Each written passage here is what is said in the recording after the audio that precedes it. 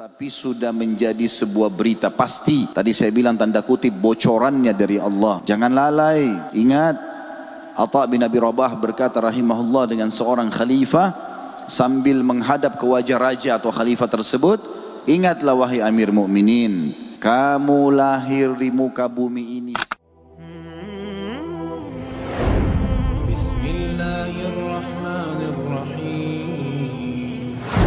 Saudaraku, inilah neraka yang diancamkan kepadamu. Ini semua bukan menakut-nakuti teman-teman sekalian, tapi sudah menjadi sebuah berita pasti. Tadi saya bilang tanda kutip bocorannya dari Allah. Jangan lalai. Ingat, Atha bin Abi Rabah berkata rahimahullah dengan seorang khalifah sambil menghadap ke wajah raja atau khalifah tersebut, ingatlah wahai Amir Mukminin, kamu lahir di muka bumi ini sendirian. Keluar dari rahim ibumu sendirian. Tidak menggunakan sehelai kain pun. Kamu pun akan meninggal sendirian.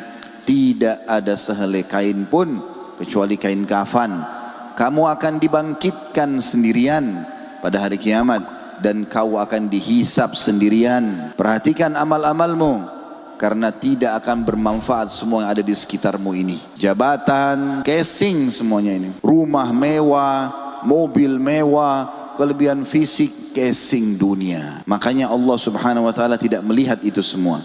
Kata Nabi sallallahu alaihi wasallam dalam hadis sahih riwayat Bukhari Muslim, "Innallaha la yanzuru ila suwarikum wala ajsamikum, walakin yanzuru ila qulubikum wa amalikum." Allah tidak butuh melihat paras wajahmu dan poster tubuhmu. Mau tampan kah, mau cantik kah, mau putih kah, mau kekar kah, Allah enggak butuh itu.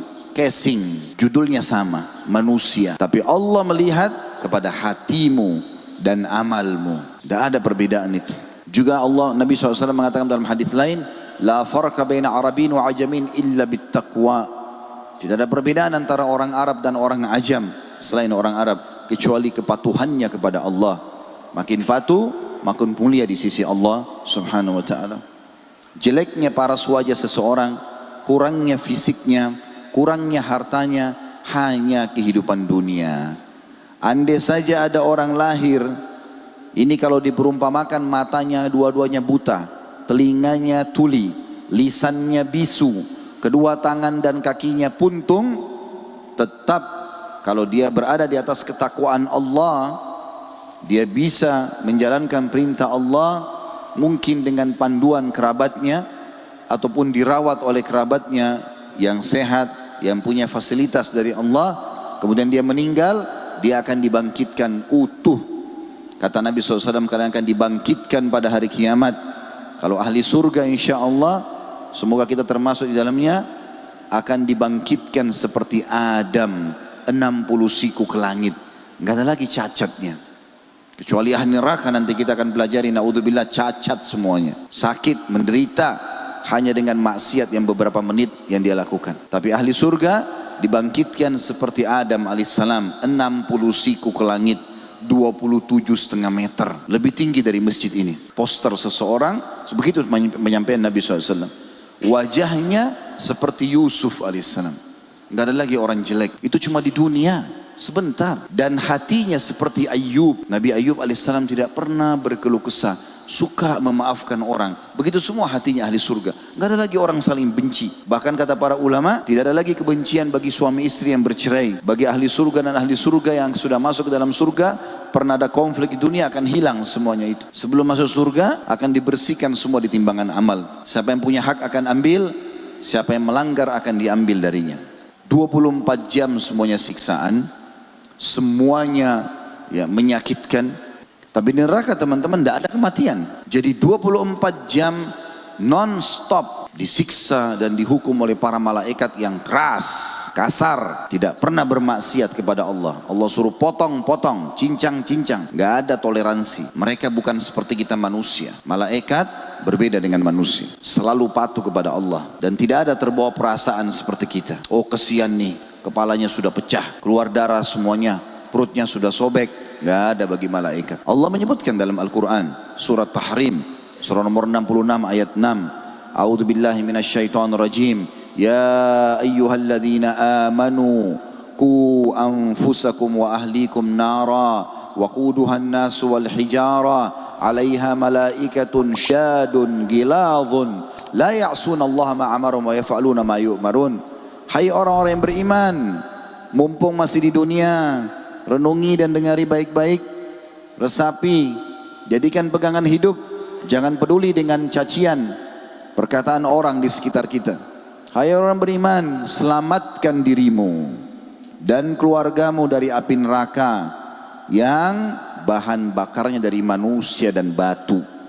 Dijaga oleh malaikat-malaikat yang kasar, keras, tidak pernah menolak apa yang Allah perintahkan dan selalu mengerjakan apa yang Allah titahkan. Enggak ada waktu, kata ulama tafsir, maknanya tidak ada istirahatnya malaikat itu. Tidak ada capeknya. Selalu siap setiap saat untuk mengganggu, menghukum, menyakiti dan seterusnya.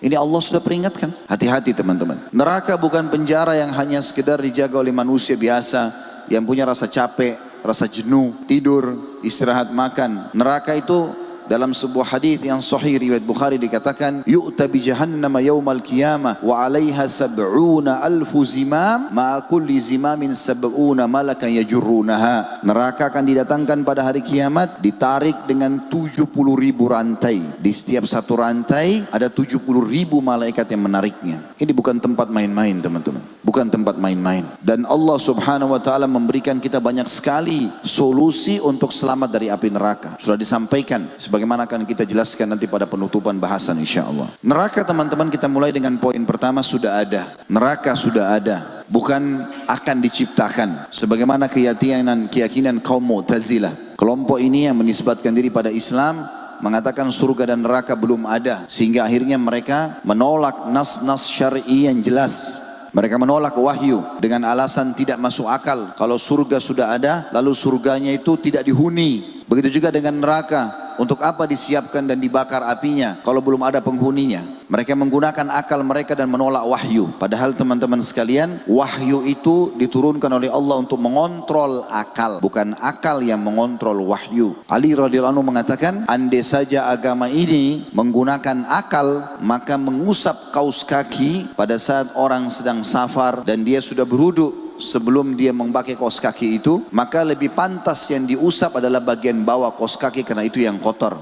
Tapi kita diperintahkan dalam agama mengusap bagian atas telapak kaki, bukan dengan akal.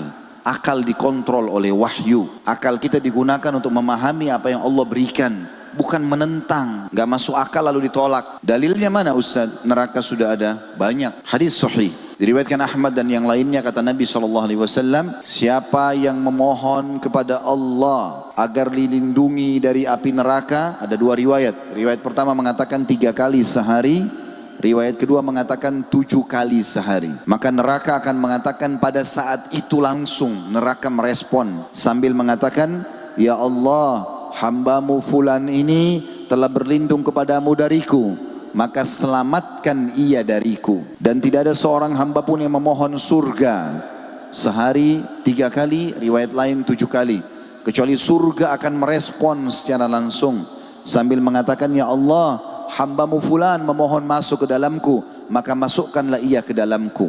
Yang kedua, hadis yang sahih tentang masalah demam, diriwayatkan oleh ahli sunan dan yang lainnya. Kata Nabi SAW, sesungguhnya demam itu adalah bagian daripada tiupan api neraka, maka dinginkanlah dengan air. Kalau kita biasa katakan kompres dengan air. Itu hadis Nabi SAW. Ada hadis yang sahih juga yang lain, juga sama diriwayatkan oleh Al-Hakim dan ahli sunan, bahwasanya Nabi SAW mengatakan kepada seorang sahabiat bernama Ummu Mu'ti, kalau saya tidak salah namanya ya, tapi jelas riwayat ini sahih, yang kebetulan lagi demam.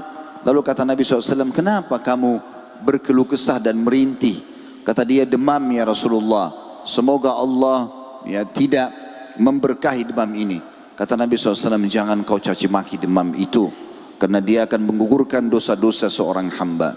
Berhubungan dengan hadis tadi sebelumnya, kalau dia tiupan api neraka. Juga dalam hadis yang lain, kata Nabi SAW, sesungguhnya dalam hadis Bukhari, neraka itu berkeluh kesah kepada Allah tentang sebagiannya membakar sebagian yang lain. Maka Kata Nabi SAW, Allah pun mengizinkan neraka untuk bernafas 2 kali. Itulah yang kalian temukan di musim panas yang sangat dan di musim dingin yang sangat. Artinya kita bisa rasakan keberadaan neraka itu. Teman-teman sekalian, neraka adalah hal yang gaib. Makna gaib tidak terjangkau oleh panca indera kita sebagai manusia. Tetapi memang dalam kehidupan kita, Allah sudah perlihatkan kalau kita punya banyak hal gaib yang kita bisa rasakan tapi tidak kelihatan. Mungkin kalau kita saling melihat sekarang, ini bukan gaib bagi kita. Kita bisa melihat satu sama yang lain, kita bisa memiliki handphone, kita bisa membangun rumah, fisiknya kelihatan. Tapi ada juga yang tidak kelihatan, cuma bisa kita rasakan. Contoh misalnya perasaan-perasaan kita, lapar, haus, marah, senang, dirasain nggak?